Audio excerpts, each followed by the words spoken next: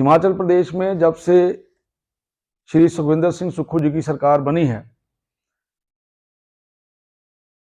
तब से हम लोग ये बोल रहे हैं कि कांगड़ा के साथ लगातार भेदभाव हुआ है। जब मंत्री बनाने की बात आई तो कांगड़ा के हिस्से में केवल एक आया। आप लंबे समय से अलग अलग मुख्यमंत्रियों के कार्यकाल की अगर तुलना करेंगे तो आप देखेंगे, चाहे वीरभद्र सिंह जी हों, चाहे श्री धूमल जी हों, चाहे श्री जयराम ठाकुर जी हों, सब ने चार मंत्री जो हैं वो कांगड़ा से बनाए। ये पहले मुख्यमंत्री ऐसे हैं जिन्होंने कांगड़ा में केवल एक मंत्री दिया। और मैं तो ये मानता हूं कि इन्हीं के नेताओं द्वारा, आदरणीय श्री वीरभद्र जी द्वारा जो परंपराएं कायम की गई थी, उन परंपराओं को तोड़ने में अगर सबसे ज्यादा काम कोई कर रहा है तो आज की वर्तमान कांग्रेस सरकार कर रही है। ये बोला गया था, ये आपने देखा होगा कि जब भी कोई मुख्यमंत्री बनते हैं, बनने के बाद जिस समय शीतकालीन प्रवास होता है तो उस शीतकालीन प्रवास में कांगड़ा में वो आते हैं। कांगड़ा में हर विधानसभा क्षेत्र के अंदर जाते हैं और वहां जाकर लोगों की बात सुनते हैं, लोगों का दर्द सुनते हैं। ये पहले मुख्यमंत्री हैं जिन्होंने ये सारी परंपराओं को तोड़ा है। कांगड़ा के प्रवास के शीतकालीन प्रवास जो होता था, उस प्रवास को भी इन्होंने दरकिनार कर दिया। तो कांगड़ा के साथ अगर कोई भी बात देखी जाए, चाहे वो मंत्री बनाने की बात है, चाहे शीतकालीन प्रवास की बात है, चाहे वो शैक्षणिक संस्थानों की बात है।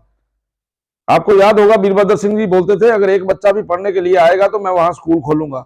इन्होंने तो जहां सैकड़ों बच्चे थे, जहां सैकड़ों लोगों के काम होने थे, वहां के शैक्षणिक संस्थानों को जो है वो बंद कर दिया है। इसलिए मुझे लगता है कि कांगड़ा के साथ लगातार भेदभाव हो रहा है और भारतीय जनता पार्टी का विधायक यहां से होने के नाते मैं इस बात की घोर निंदा करता हूं और मैं आशा करता हूं कि ये जो बातें जैसे हो रही हैं, इन बातों से हटकर कांगड़ा को उसका हक दिया जाए, ऐसा मैं इनसे निवेदन करता हूं। गुटबाजी तो कांग्रेस के लिए कोई नई बात नहीं है, लेकिन कांग्रेस के अंदर काम करने के तरीके की अगर देखा जाए, व्यवस्था परिवर्तन की बात को बोलते हैं हर जगह सुक्खू जी। शैक्षणिक संस्थानों को बंद करना, शीतकालीन प्रवास में ना जाना, ये व्यवस्था का कहां से व्यवस्था परिवर्तन हो गया? ये व्यवस्था परिवर्तन नहीं है, ये अव्यवस्था है। ये व्यवस्था परिवर्तन नहीं है। इसलिए हमारे जिले के साथ इस प्रकार का जो हो रहा है, ये बड़ा दुर्भाग्यपूर्ण है। मुख्यमंत्री कह रहे हैं कि मंत्री की जरूरत मैं खुद ही कांगड़ा से हूं मुख्यमंत्री। ऐसे बोलने के लिए तो ये बोल देंगे कि मैं सभी जगह का विधायक मैं हूं। ऐसा बोलने से सारी चीजें ठीक थोड़ा होती हैं। जो सच्चाई है, जो धरातल पे चीजें होनी चाहिए, वो नजर आनी चाहिए। और ये मुझे इस बात का दुख है, इन सारी बातों को नजरअंदाज किया जा रहा है। और मैं इस बात से भी दुखी हूं कि कांग्रेस के जो विधायक जिला कांगड़ा से बने हैं, वो भी इस प्रकार की कोई आवाज नहीं उठा रहे। लेकिन बड़ी देर मियां मिट्ठू बनने के बाद उनको कुछ नहीं मिल रहा है, इसलिए अपने क्षेत्र की, अपने जिले की आवाज उठानी चाहिए। से कांग्रेस का ये वैसे तो अंदरूनी मामला है, लेकिन इन सारी बातों से ये झलकता है कि कोऑर्डिनेशन की बहुत बड़ी कांग्रेस में कमी है।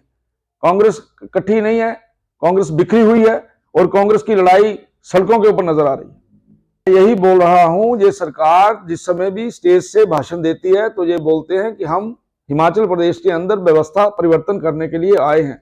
इन्होंने हिमाचल प्रदेश की परंपराओं को तोड़ा है, इन्होंने हिमाचल प्रदेश के बने बनाए रिवाजों को तोड़ा है, इन्होंने हिमाचल प्रदेश के लोगों को डिसपॉइंट किया है।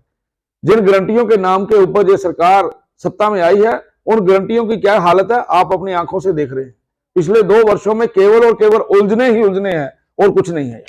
अब कांगड़ा से मंत्री पद के लिए भेदभाव की बात कर रहे हैं, कांग्रेस ने भेदभाव किया है, तो कहीं ना कहीं इस सौगात भी मिल रही है। जूब देरा को मिला है, जिन्होंने बहुत बड़ा बनखंडी में जूब, और प्रागपुर में आपके हल्के में गोल्फ कोर्स बनने जा रहा है।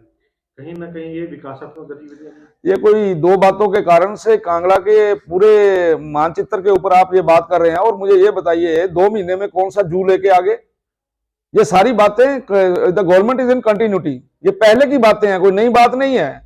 और जू ये लेके आएंगे, गवर्नमेंट ऑफ इंडिया का प्रोजेक्ट होगा। गवर्नमेंट ऑफ इंडिया का प्रोजेक्ट कौन है वहां? गवर्नमेंट ऑफ इंडिया, वो तो हम लोग बैठे हैं वहां पे। इसलिए ये जो बातें आप बोल रहे हैं, ये तो कंटिन्यूटी प्रोसेस के अंदर है। कोई नई बात है तो बताइए मुझे। कांगड़ा के लिए कोई नया इतिहास रचा है तो बताइए। नया इतिहास केवल यही रचा है कि यहाँ ना तो मंत्री बना है, ना यहाँ पर हमारे लोगों को, जो हमारे कांग्रेस के विधायक हैं, उनको किसी प्रकार से कोई मान प्रतिष्ठा उनकी बढ़ी है। एक और मुख्यमंत्री कह रहे हैं कि कांगड़ा को टूरिज्म कैपिटल बनाने का उनका सपना है, उसको साकार कर रहे हैं। सपना है, देखें सपना कब पूरा होता है।